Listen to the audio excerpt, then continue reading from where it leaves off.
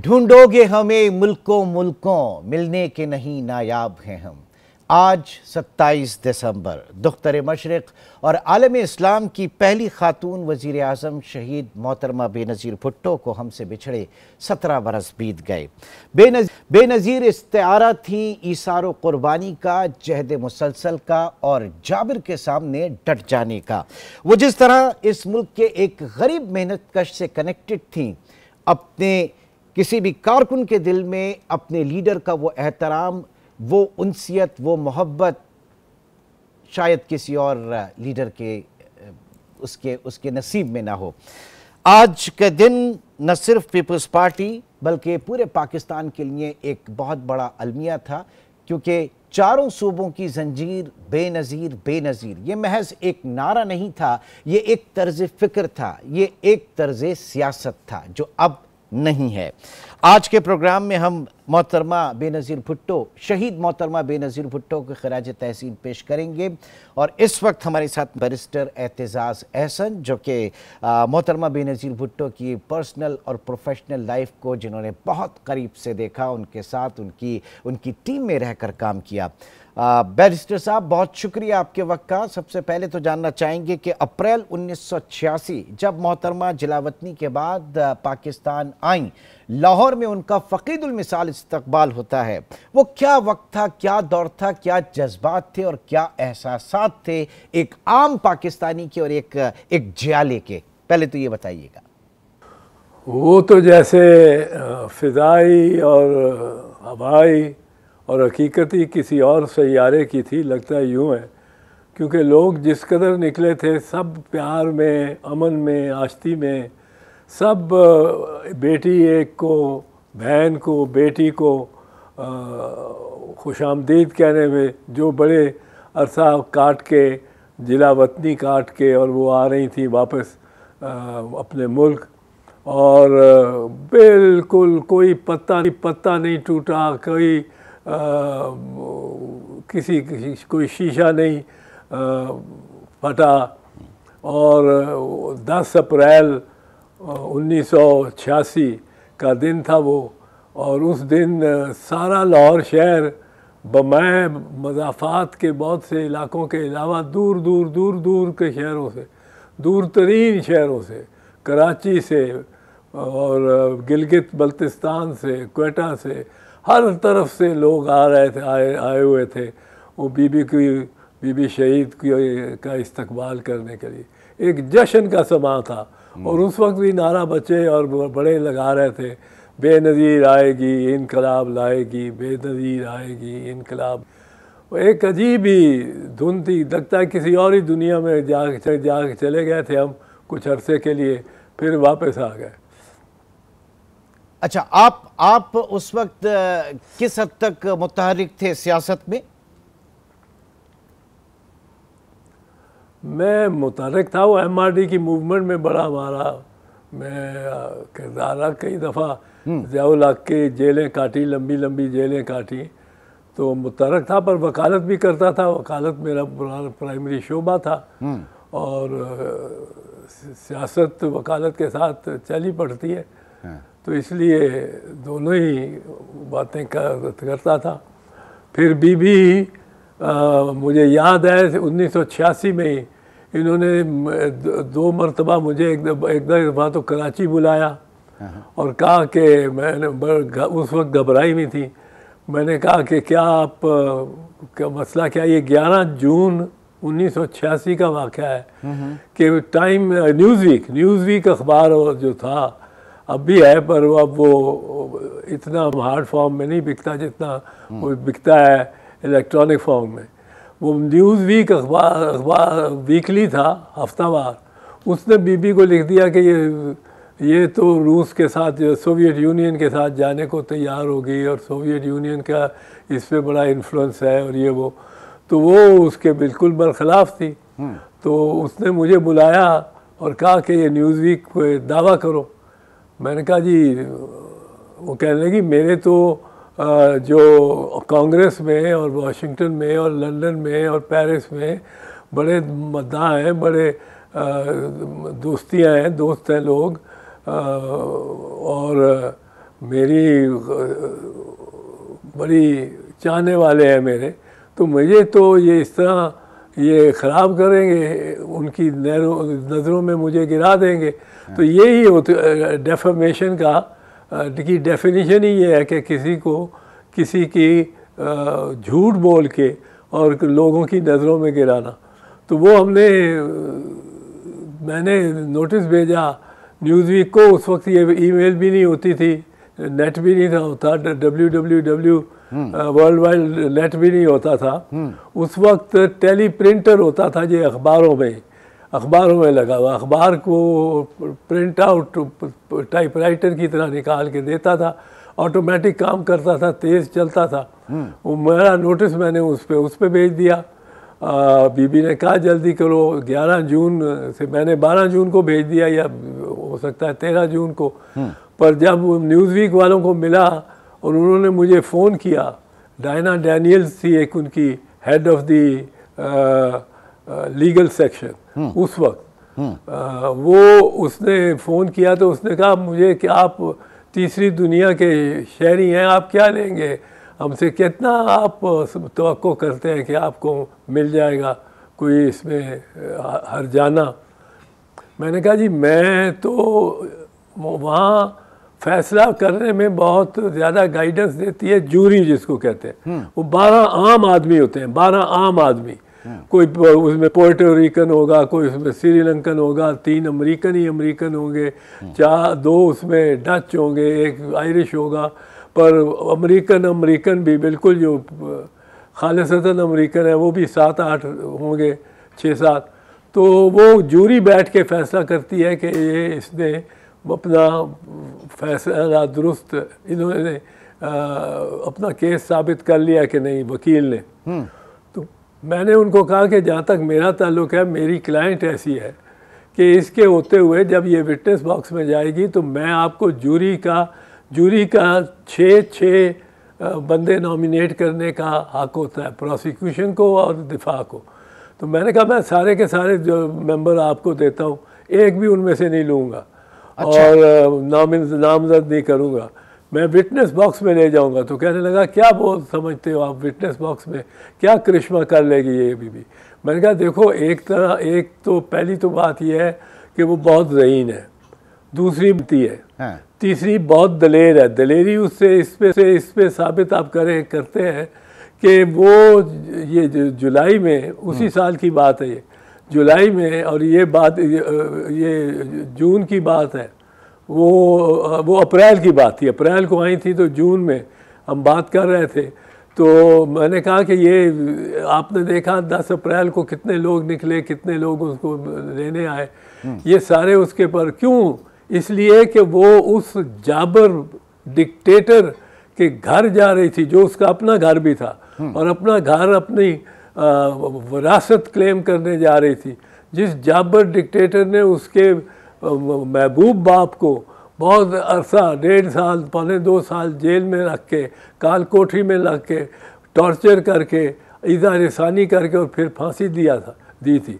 तो यही मैंने उनको कहा, डायना डैनियल्स को, मैंने कहा मेरी विटनेस तो ये है, और वो बड़ी ज़हीन है, ऑक्सफोर्ड की और की पढ़ी हुई है, कि यहाँ हार्वर्ड की पढ़ी हुई है।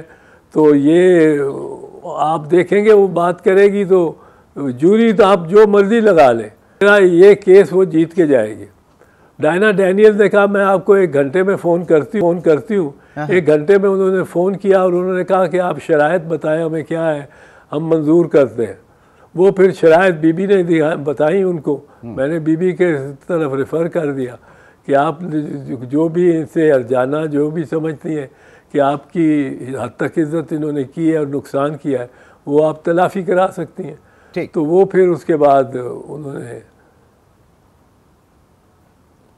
तो बीबी का ये था, बहुत हाजिर दिमाग भी थी। मैं ऐसे तो नहीं कह रहा था कि न्यूयॉर्क के टॉप लॉयर्स के सामने मैं एज दी ओनली विटनेस बीबी को पेश करूँगा।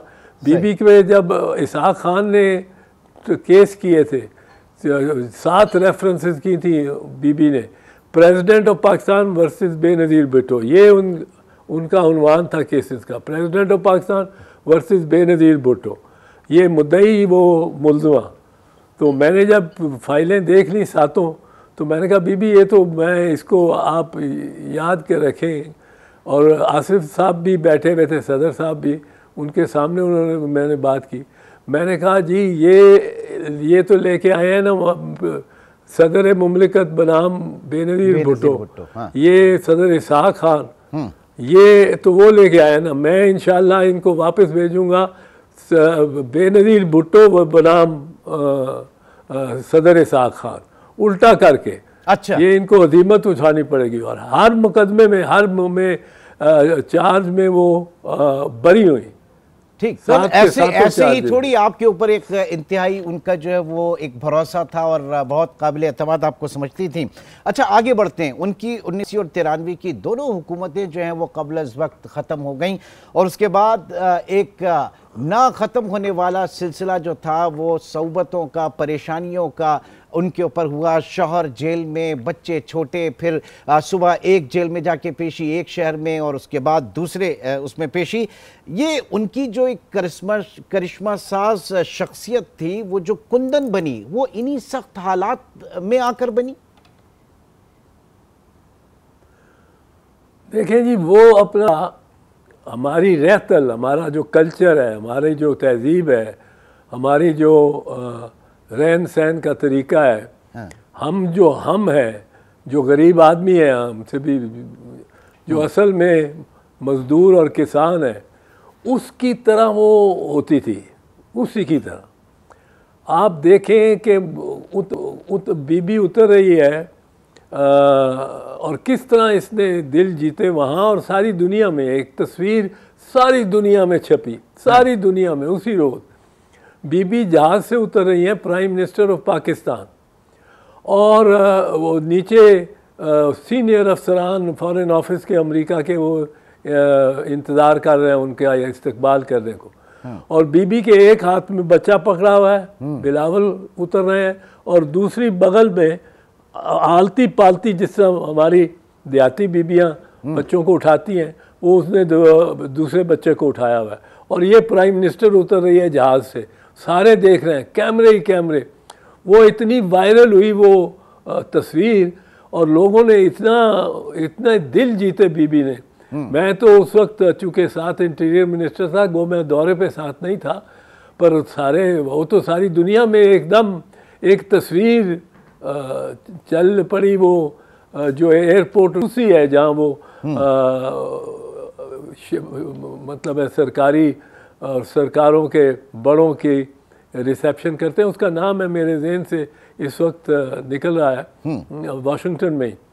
वो वहाँ उतारते हैं, वहाँ से लेके जाते हैं ये VIPs को, जो हेड ऑफ स्टेट और हेड ऑफ गवर्नमेंट आए। ठीक, तो बीबी को उन्होंने कहा क्या इस तरह तो हमने किसी प्राइम मिनिस्टर को, किसी प्रेसिडेंट को, किसी और को देखा ही नहीं उतरते। सो वो अपनी निस्वानियत में भी बड़ा एक लिहाज से उनको उसमें नाज था, और उससे उनको कोई झिझक नहीं होती थी कि मैं ये काम नहीं कर सकती हूँ, कि मैं खातून हूँ या कुछ।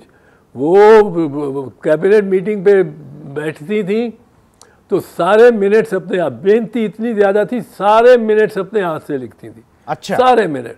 वो एक बैठा होता था जो मिनट्स लिखने के लिए, सेक्रेटरी और डिप्टी सेक्रेटरी और फिर एक स्टेनोग्राफर। हाँ। पर वो लिखते रहे, जो लिखते रहे, बीबी अपने हाथ से अपने मिनट सारे लिखती थी खुद। तो बड़ी मेहनत, और फिर ना डर। आप देखें, ये खौफ नहीं आता बंदे को, किसी बंदे के वालिद को किसी ने बड़ी किसी हुक्मरान ने बड़ी उजलत में भी और बड़े नाइंसाफ़ी के साथ और बड़े लोगों पे अपना सिक्का मनवाने के लिए कि मैं हूँ, और मेरे सामने देखें कोई ये भी खड़ा हुआ था शहीद जुल्फ़िकार अली भुट्टो, इसका क्या कर दिया मैंने। अब उस तरह के ये रम्ज़ में एक आदमी एक हुक्मरान हो, और उसके साथ आप उसके पास उसकी मुल्क, आपका अपना मुल्क है, पर कोई यहाँ तो यानी इन्हीं मुश्किलात ने उनकी शख्सियत को एक जिला बख्शी। मोहतरमा बेनज़ीर भुट्टो एक ऐसी ही शख्सियत जिसकी पूरी ज़िंदगी जहद मुसलसल ईसार और क़ुरबानी से इबारत है। आज उनके शहादत के मौके पर 27 दिसंबर आज है, 17 बरस हमें हो गए हैं इस सानिया को सहते सहते। ये बहुत बड़ा सानिया है। इस वक्त एतजाज़ एहसन साहब उनके बड़े रफ़ीक़ कार रहे हैं और उनकी प्रोफेशनल और पर्सनल लाइफ को बहुत अच्छी तरीके से और बहुत करीब से उन्होंने देखा है। हमारे साथ मौजूद हैं। विद योर परमिशन सर, एक छोटे से ब्रेक के बाद प्रोग्राम को यहीं से हम दोबारा जारी रखेंगे।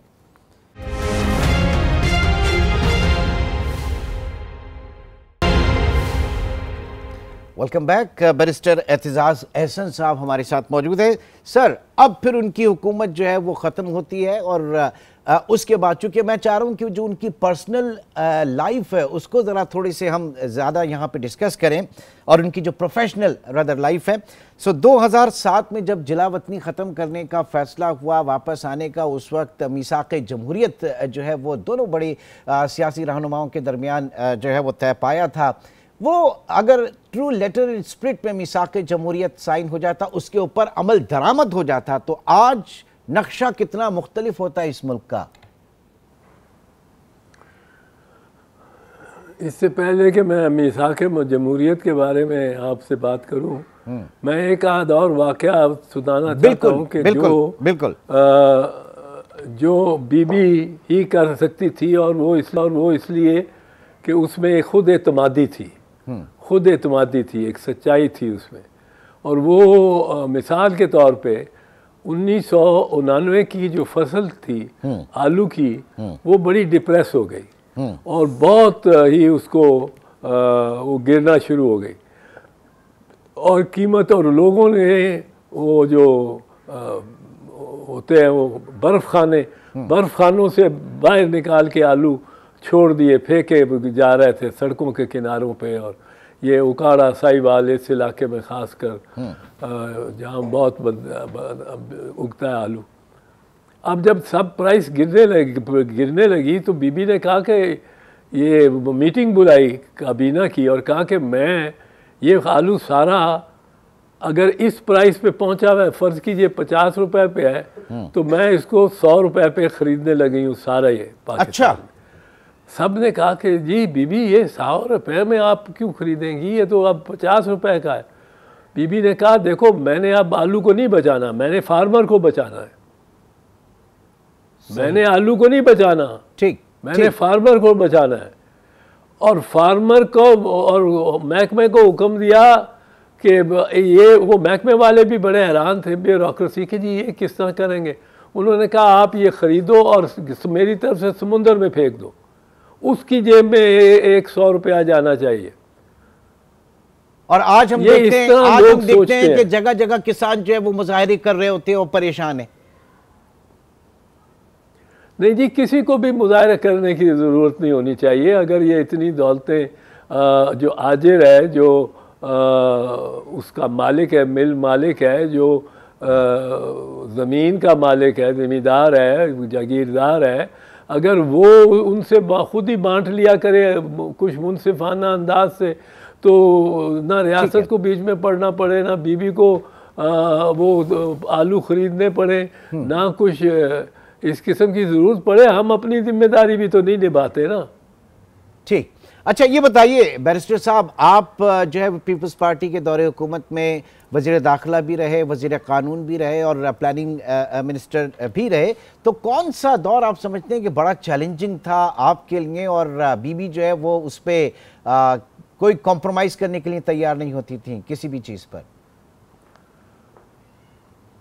नहीं, इतनी बेलचक तो नहीं थी बीबी। बीबी अगर समझती थी कि ये 10 कदम आ रहा है और 4 कदम और आने को 5 कदम तैयार हो जाएगा, तो मैं भी कुछ और कर लूँ, ये इतनी बीबी सख्त या रिजिड माइंड की नहीं थी। उसको मना लेते थे हम, जो बता के कि बेहतरियाँ हैं, ये इसमें गलतियाँ हैं। हम भी गलत होते थे कई दफ़ा। ये अब कोलीग्स में तो she was the first, she was the captain, but she was also a player. तो वो कप्तान बहुत अच्छी थी बेशक, प्लेयर बहुत अच्छी थी बेशक, पर कोई गलतियां तो होती हैं इंसान से, सही। पर इसमें लेकिन जितनी वो नियतन कोशिश करती थी इस मुल्क की और अवाम की खिदमत करने की, ऐसी ऐसी चीज़ें उसने सोच रखी थी जो उसको पहली हमारी जो थी हुकूमत 88 वाली, वो तो बड़ी दुश्वार थी। हाँ। वो तो मैं आपको बता सकता हूँ, देखें वो पावर ट्रांसफ़र में जिसकी मैं मुखालफत करता था, पर हाँ। पावर ट्रांसफ़र में हमसे उन्होंने मतलब है कि सदर इसहाक खान और उनकी जो टीम थी वो एक ज़ियाइस्ट माइंड सेट से आए हुए थे, आ रहे थे, और इधर ये हम एक पॉपुलिस्ट माइंड सेट था, बिल्कुल उल्टा उनसे। अब हमें वो समझते थे कि ये बिल्कुल बच्चे खुचे हैं, बच्चे और ये आ गए हैं बचूंगड़ा पार्टी, और इनको पता ही कुछ नहीं है। हम चाहे कितने पढ़े लिखे हों, पर उनको सामने माइंडसेट वो था ना, लगते थे, माइंडसेट वो था। जी हाँ, माइंडसेट वो था। तो वो उन्होंने कहा फॉरेन मिनिस्टरशिप, वही फॉरेन मिनिस्टर चलेंगे जो ज़ियाउल हक के थे, साहिबजादा जनरल साहिबजादा याकूब खान। फाइनेंस मिनिस्ट्री में उन्होंने कहा हम एक अपना मॉनिटर बिठा देंगे, वो फैसले करेंगे, और आप फाइनेंस मिनिस्टर बेशक सिर्फ डिप्टी फाइनेंस रखें, जो एहसानुल्लाह पिराचा साहब हुए, पर बीए जाफरी साहब को नुमाइंदा सदर बना के और बिठा दिया उसमें वजारत में। फिर वजारत दिफा में उन्होंने कहा कि असलम बेग साहब ही ज़्यादा फैसला करेंगे, जो आर्मी चीफ थे, तो वज़ीर दफ़ा नहीं, आप डिप्टी मिनिस्टर ले। 4 बड़ी वजारतों में से सिर्फ एक बड़ी वजारत थी जो रह गई थी, वो दाखिला की, जो मुझे दी गई, और वो सब ने को मान लिया। अब खारजा, ख़जाना, ये इंटीरियर यानी दाखिला, ये 3 हमें उन्होंने नहीं रखने दी। मैं इस ट्रांसफ़र ऑफ पावर के ख़िलाफ़ था। राव रशीद साहब एक हमारे मरहूम साथी थे, वो मिनिस्टर भी रहे हमारे साथ, गवर्नमेंट में इस्टेब्लिशमेंट के मिनिस्टर थे, बड़े पावरफुल आदमी थे, आईजी पंजाब भी रह चुके थे पहले। ठीक। तो वो उन्होंने उनके साथ और हम दोनों ये कहते थे कि जब तक इक़्तिदार नहीं मिलता हुकूमत ना ले। सही। ये हमें हुकूमत देने इसलिए इनके लिए लाजिम है कि हम लार्जेस्ट पार्टी हैं, पर इक़्तिदार इसलिए ये देना नहीं चाहते, देने की को रुक सकते हैं, इज्तनाब कर सकते हैं इक़्तिदार देने से, क्योंकि हम 2/3 मेजॉरिटी में नहीं है, सिंपल मेजॉरिटी में भी नहीं है। ठीक। किसी से हमने जोड़ करना है तो हुकूमत बननी है, ऐसी हुकूमत से बेहतर है कि हम इक़्तिदार ना लें, हुकूमत ही ना लें, अगर उसमें इक़्तिदार साथ नहीं मिलता तो। ठीक। Government without power is no government. बिल्कुल, बातें तो बहुत सारी हैं, जाहिर है कि उनकी ज़िंदगी और इबारत, मैंने कहा कि बहुत सारी चीज़ों से और एक जहद मुसलसल से। ये बताइए, उनके अपने दौर में, उनकी अपनी हुकूमत में उनके भाई का कत्ल होता है, हलाकत होती है, मर्डर होता है, मैं मुर्तज़ा भुट्टो की बात कर रहा हूँ। ये कितना बड़ा धचका था खुद मोहतरमा के लिए? बहुत बड़ा, बहुत बड़ा। और उसके बाद वो कम अज़ कम हुक्मरानी जो करती रही, वो उनमें वर्व, वो मैंने नहीं, उस किस्म का जो पहले बिल्कुल इंथुजियाज़म था ज़िंदगी में, और वो सब कुछ, वो बाप की शहादत, एक भाई पहले उसकी शहादत, फिर वो बड़ा कुछ बर्दाश्त कर चुकी थी। पर मुर्तज़ा की while she was prime minister, वो कहती ये थी कि भाई दिस इज़ हैपनिंग, मतलब प्राइम मिनिस्टर, और रोती थी इसके साथ जब। तो ये चीज़ तो विषय, इसमें तो कोई शक नहीं कि वो दुख बहुत था।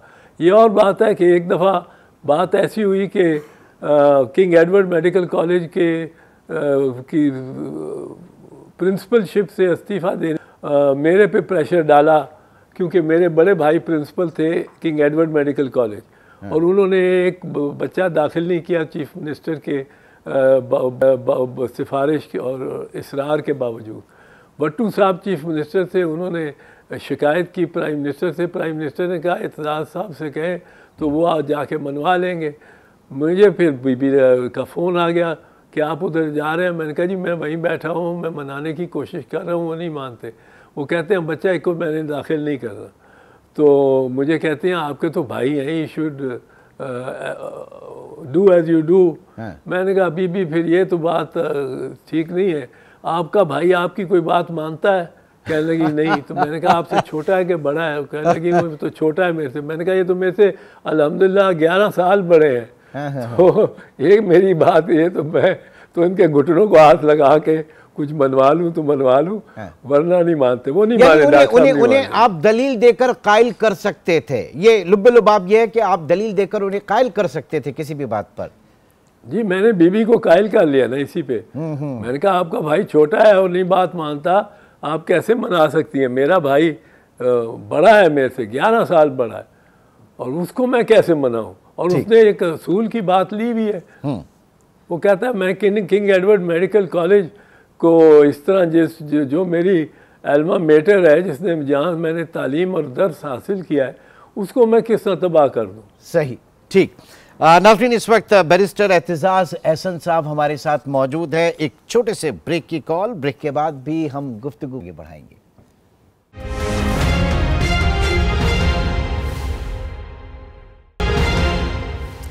Welcome back. Barrister Aitzaz Ahsan, एक बार फिर आपका बहुत शुक्रिया। 18 अक्टूबर 2007 मोहतरमा कराची पहुंची, बावजूद तमाम तर खदशों के वो पाकिस्तान आईं और यहाँ पर उनके इस्तकबालिया जुलूस में धमाके हुए, जिसमें सैकड़ों पीपल्स पार्टी के वर्कर्स जो हैं वो शहीद हुए। उस वक्त वो जो मामलात थे, वो जो हालात थे, वो जोश और जज्बा ज़ाहिर है कि अच्छों को डरा दे। आपने कहा कि बड़ी दिलेर थी, लेकिन हर चीज़ की एक कीमत होती है सर। उस वक्त क्या जज्बा था उनका, क्या उनकी एक कमिटमेंट थी पाकिस्तान के लिए? देखिए उस वक्त मुशर्रफ ने बड़ा ख्वार किया हुआ था मुल्क को, और बीबी जैसे और भी सियासतदान होंगे जो समझते होंगे कि अपनी सलाहियत उनकी सही अंदाज में इस्तेमाल नहीं हो रही मुल्क की खिदमत में, तो वो इस तरह बाहर बैठे नहीं रहना चाहते होंगे। पर बीबी तो ने तो अपना खून दे के ये साबित किया ना। अब वो बीबी और वो दर्जनों या पता नहीं आपने बीसियों कहा है शहादतें हुई, 182 मैंने सैकड़ों कहा अगर उनमें से 182 बिल्कुल टू बी एग्जैक्ट। और उसमें बज़ाहिर है पुलिस वाले भी रहते, उसमें कोई शायद मंसूबा साज भी हों जिन्होंने मंसूबा ही बनाया हो, खुदकुश तो हो ही होंगे ही। तो 182 आपके इर्द गिर्द, मैं उस ट्रक पे था उस वक्त मौजूद जिस वक्त ये हुआ। तो जी ट्रक के ऊपर था, और ये कारसाज के पुल के नीचे से हम गुजरे। बिल्कुल तो कराची में। कराची में तो वो नीचा होना पड़ता था, पुल ज़रा इतने ऊंचे नहीं होते कि ट्रक पे आदमी खड़ा हुआ आदमी चल, तो सारे नीचे हो गए और बैठ जाते हैं। और फिर उसके बाद उसके कोई 15 मिनट बाद यानी कोई 200 गज गया होगा ट्रक कि धमाका हो गया। एक धमाका हुआ, फिर दूसरा हुआ, और आप हिसाब इससे लगाएं कि मैंने सर्वे से इतना जानदार ये था धमाका, ये जो धमाका था, और इतने इस खूनखार कि इसमें जो मैं अब ट्रक के ऊपर खड़ा हूँ और भी सारे हम जितने 15-20 थे उनके साथ 30 होंगे, ट्रक के ऊपर खड़े हैं। ट्रक कोई 14 फुट ऊंचा है, चेसी से लेके फिर 8-10 फुट, फिर उसके साथ जंगला है 3 फुट का, और अब इस 3 फुट के जंगले के अंदर हम खड़े हैं। और मेरा जो मैंने देखा, क्या देखते ही देखते कि अपने सफ़ेद कुर्ता सलवार सारा सुर्ख हो गया था खून से, नीचे से उछला हुआ खून, नीचे से उछला हुआ, इतना इस कदर ज़ोरदार धमाके थे। अब बीबी उसके बाद भी नहीं डरी नहीं, सबने कहा छोड़ दो कैंपेन, छोड़ दो, प्रोटेस्ट करने में के लिए ही छोड़ दो। बीबी पेशावर भी पहुंची हुई है, बीबी लाहौर भी कैंपेन कर रही है, बीबी हर जगह कैंपेन करती फिर रही है। और फिर बिल आखिर लियाकत बाग से पहले एग्जैक्टली मैं जरा उसी में आ रहा था सर, मैं आ रहा था 27 दिसंबर लियाकत बाग रावलपिंडी में मोहतरमा की शहादत। बाद में ये भी कहा गया कि जनाब आईएसआई चीफ नदीम ताज की वार्निंग को नज़रअंदाज किया गया। किस तरह की वार्निंग्स थी, किस तरह की थ्रेट्स थी? क्योंकि जाहिर है कि एक जब आप इस लेवल के आप लीडर हैं, स्टैचर आपका इतना बड़ा है, तो एहतियात भी तो लाजमी थी। हुआ क्या था? देखिए, मैं इस पे बहुत हतमी तौर पे नहीं बता सकता। अगर मैं वहाँ मौजूद होता तो यकीनन मेरा ख्याल है, ज़ोम है मेरा, कि मेरे से ज़रूर मशवरा करती और करती थी ऐसे मामलात पे। फिर कहती थी आप तो चूँकि वज़ीर दाखिला भी रहे हो, आपसे पूछना ज़रूरी होता है। पर मैं उन दिनों में, आपको याद होगा कि वो हमारी वकला की जो मूवमेंट चल रही थी उसके पादाश में नज़रबंद किया हुआ था मुझे परवेज़ मुशर्रफ ने। और मैं टेलीविज़न के सामने बैठा देखता 5:02 या 10 इसमें उसी 5 के इर्द गिर्द था कि सडनली धमाके हुए जहाज़ पे। अब उससे पहले क्या शाम, वो नाहिद को ज़्यादा मालूम होगा, सफ्दर अब्बासी, सेनेटर सफ्दर अब्बासी साहब को ज़्यादा मालूम होगा, रहमान और पार्टी के बहुत सारे और लोग हैं, मलिक साहब मरहूम हो गए तो उनसे, लेकिन मैं उनमें चूँकि नहीं था, फिजिकली ही नहीं था, सही, तो मैं बहुत ज़्यादा नहीं कह सकता। ओके, अगर आज मोहतरमा जिंदा होती, बकीदे हयात होती, तो पाकिस्तान का सियासी मंजरनामा, जो पॉलिटिकल होराइजन है, वो किस तरह का होता? फिर उनके जाने के बाद कितना नुकसान हुआ, इसको पहले जरा हम डिस्कस कर लें कि कितना नुकसान हुआ इस मुल्क का मोहतरमा के जाने के बाद। नहीं, मोहतरमा के जाने से एक बहुत बड़ा खिलाफ पैदा हो गया, एक बहुत बड़ा खिलाफ। इतना एहसास भी नहीं था लोगों को जितना एहसास ये आहिस्ता आहिस्ता आहिस्ता आहिस्ता पैदा हुआ है। जब अब उलझने सियासत की आ रही हैं, बीच में अस्करी इदारे आ रहे हैं, बीच में अदलिया का आ रही है मामलात, अब कोई ऐसी हस्ती नहीं जिसकी लोग मुतफ़िका तौर पे इज़्ज़त करने को भी तैयार हो सकते हैं और हो जाते हैं और करते भी हैं, चाहे उनके ख़िलाफ़ भी हो, उनकी तारीफ़ करनी पड़ती है उनको। ना ऐसी कोई हस्ती है जो सबको, जो यूनाइटेड फ्रंट्स बनाने में जिसने बहुत काम किया हो। इसका क्रेडिट हम अक्सर सबसे ज़्यादा हम असर जो है हम दे देते हैं नवाबजादा नसरुल्लाह साहब को। बिल्कुल, बेशक उनकी भी कुछ इसमें किरदार था, लेकिन मैं आपको एक चीज़ बता दूं, अगर बीबी शहीद का उनके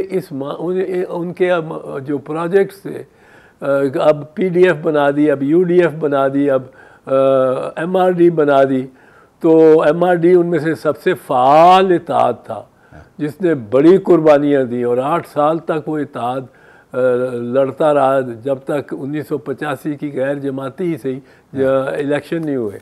वो मजबूर किया ज़ियाउल हक को और फ़ौज को कि वो इलेक्शन कराए। अच्छा, अब उसमें ये बीबी की शख्सियत थी कि एक से ज़्यादा राय रखने वाले लोगों के साथ लेके चल सकती थी। ठीक, एक की राय अलिफ है, एक की राय बे है, एक की राय जीम है, दाल है, आपस में वो उनका इख्तिलाफ होंगे। बीबी के साथ जब मुश्तरका कोई जदोजहद में शामिल होते थे तो सब इकट्ठे होते थे। और ये नवाबजादा नसरुल्लाह साहब को भी इसके बात का क्रेडिट मिलता था कि बीबी उनकी बहुत ताज़ीम करती थी। अब तो खैर सर, वो ना हुकूमत में ना अपोजिशन में वो चाल चलन ही नहीं रहा। वो एक जो आप समझते हैं कि इतनी पाकिस्तान की सियासत जो परगंदा सियासत इस वक्त हो गई है। ये मुझे बताइए कि आप बिलावल भुट्टो जरदारी को किस हद तक समझते हैं कि वो इन ट्रू सेंस मोहतरमा की जो लेगेसी है वो बिलावल भुट्टो की शक्ल में है, या फिर मुस्तकबिल में आप आसिफा भुट्टो को कहीं पर देखते हैं? ये कोई आपस में तो इनका मुकाबला नहीं होने ख्याल में। ये एज अ पेयर ही पॉलिटिक्स में आएंगे और Bilawal is well ahead, but वो बहन भी इनकी अपने भाई की मतलब है हाथ थामे रखेगी। और इसका सहारा मैं अवामी लिहाज से कह रहा हूँ, वो जो एक्सेप्टेंस है, वो जो अवामी एक्सेप्टेंस है, मैं उसकी बात कर रहा हूँ। नहीं, अवामी एक्सपेक्टेशन जो है, एक्सपेक्टेशन उनसे, वो तो आज भी आप तकरीर करता है तो बिलावल ही, चेयरमैन बिलावल ही सारे इश्यूज उठाता है। अब डिजिटल जो उन्होंने कह दिया है, कहा है कि इसकी डिजिटलाइज करें मुख्तलिफ महकमों को, और डिजिटल क्राइम और डिजिटल राइट्स भी अब क्वांटिफाई करने चाहिए, उनका कोई पैमाना निकालना चाहिए ताकि वो हम उसको एनफोर्स कर सकें, उसको नाफिज कर सकें। तो इसलिए ये जो चीज़ है, ये अब जो बिलावल, चेयरमैन बिलावल है ना, ये है एक यूँ कह लीजिए एक आइंदा की सोच का। इसके ज़हन में अब सिर्फ पुराना नहीं है, इसको कोई कह के गन्ना से रस निकालना है तो वो सिर्फ बेलने की नहीं अब सोचता, बेलने के सोचने और उससे मिल की मशीनरी तक जाने का हमारा ज़हन था। ये उस मशीनरी से आगे जाके ये नस्ल जो आ रही है, ये एक काम कर रही है और value addition, value addition politics के अंदर, वैल्यू एडिशन, वैल्यू, अच्छा, वैल्यू एडिशन पॉलिटिक्स में बिल्कुल बजा तौर पे। सर बहुत शुक्रिया आपके वक्त का, लेकिन जाते जाते एक सवाल मैं ज़रूर पूछना चाहूँगा। अक्सर लोगों ने कहा कि ज़रूर अगर एतजाज़ अहसन साहब हो तो उनसे पूछिएगा कि मोहतरमा अगर आज हयात होती तो आप उनके साथ खड़े होते या बानी पीटीआई के साथ? इसके ऊपर भी ज़रा रिस्पॉन्ड कर दीजिएगा सर। नहीं, मैं तो आज भी पार्टी के साथ खड़ा हूँ। बानी पीटीआई को तो मैं एक मजलूम समझता हूँ, और मैं समझता हूँ कि अगर हम सियासतदानों ने उसकी मजलूमियत को ना समझा और उसके साथ जो किया है, इन्होंने जो कर दिया है कि निशान ही ले लिया पार्टी का, फिर उसके साथ जो इन्होंने उसकी बेगम के साथ कर दिया है, और जिस तरह के ये केस चलाए हैं, ये इद्दत वाला केस तो शर्मनाक, शर्म आनी चाहिए जिन्होंने बनाए भी हैं केसेस। और जिस तरह ये 9 मई को करा के और उनको पूरा रास्ता दे के फराहम करके, और आईजी साहब उनके खिलाफ गवाहियाँ तैयार कर रहे हैं, और अब तो कर ली होंगी, पता नहीं मिलिट्री कोर्ट्स में क्या पेश किया क्या नहीं पेश किया। मिलिट्री कोर्ट तो इसीलिए ये सारे यूरोपियंस और ये हमें किसी को ज़रूरत नहीं है खुदा ना खास्ता अपने ही मुल्क के ख़िलाफ़ बंदों को इनको बना के ले आने की। आप अगर ऐसी ट्रायल करते हैं और 100 बंदों की कन्विक्शन कर देते हैं 2-4 दिन में, जिनको ना वकील दिया गया, ना उनको कोई सबूत दिया गया, ना उनके सामने कोई कागज़ रखा गया, 2 दिन के अंदर 3 दिन के अंदर ट्रायल उनका ख़त्म कर दिया, और वो उनके बारे में बस प्रोपेगेंडा करते रहे। तो ये तो मुल्ज़िम के साथ बहुत ज़्यादती है, ये इस किस्म की बात। तो आपने इमरान खान के ख़िलाफ़ 4 मुकदमात के फैसले और कोई 40 साल की सज़ाएँ तजवीज़ कर दी थी 3 दिन के अंदर, 3 दिन के अंदर, और वो सारी अब सेट हो गई हैं अपीलों में, क्योंकि उनमें जान तो थी नहीं कोई, सिफर था। ये जो तोशा खाना है, ये डिपार्टमेंटल प्रैक्टिस है भाई साहब। अगर डिपार्टमेंटल प्रैक्टिस एक चल रही है तो उसमें क्या किसी ने गुनाह किया है जो उसको आप पकड़ रहे हैं? फिर आप इनका केस कोई लेंगे, ये जो है अलकादर ट्रस्ट वाला, अलकादर ट्रस्ट वाला जो इसमें 190 मिलियन डॉलर भी ले आते हैं, बड़ा लगता है रकम, बड़ी रकम लगती है, पर ये रकम ऐसी थी जो बरतानिया 120 मिलियन डॉलर अपने घर से, अपने मुल्क से बाहर बाहर जाने को भेजने के लिए तैयार और इजाज़तनामे दे दिए थे। इस तरह नहीं है ये करती ये हुकूमतें, ठीक है, जब तक वो बिल्कुल नीट और क्लीन ना हो पैसा। और वो मलिक रियाज ने अपने असासों में दिखाया हुआ मनी ट्रेल दी उसने सारी। उसने सारी जब मनी ट्रेल दी तब वो पैसा इस काबिल हुआ कि वो बरतानिया से ले जाया जा सके बाहर। इससे तो देखें, इस तरफ सोचते नहीं है कि दूसरे के हक में दलील क्या होगी, और एक मफरूज़ा करके और चल पड़ते हैं। ठीक, बहुत बहुत शुक्रिया, बहुत बहुत शुक्रिया। बैरिस्टर एतजाज़ अहसन हमारे साथ मौजूद थे और आज के प्रोग्राम में आज के दिन हम मोहतरमा बेनज़ीर भुट्टो को खिराज तहसीन पेश कर रहे थे। नाज़रीन, आज के प्रोग्राम से इतना ही। इंशाल्लाह आपसे कल मुलाकात होगी। अपना बहुत ख्याल रखिएगा। अल्लाह हाफ़िज़।